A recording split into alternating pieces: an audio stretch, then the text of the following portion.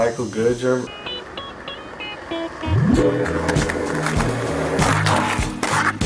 Love and a happiness. Wait a minute, something going wrong. Somebody's on the phone. 3 o'clock in the morning. Yeah.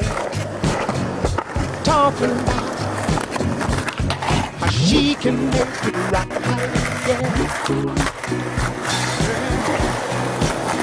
Happiness is when you really feel good.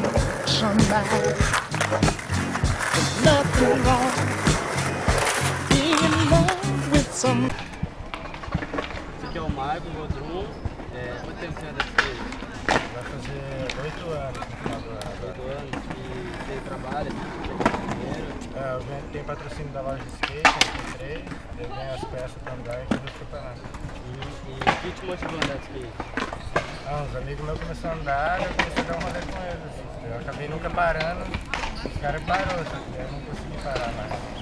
Sei. E o que você acha do preconceito com o skatismo, sabe? Você acha que ainda tem? Tem bastante ainda, mas é bem visto como um esporte, assim, totalmente. Só que tá melhorando e, tipo, agora tá tendo um campeonato grande, com um prêmio grande. E agora pra frente só tô vendo que vai melhorar mesmo, assim.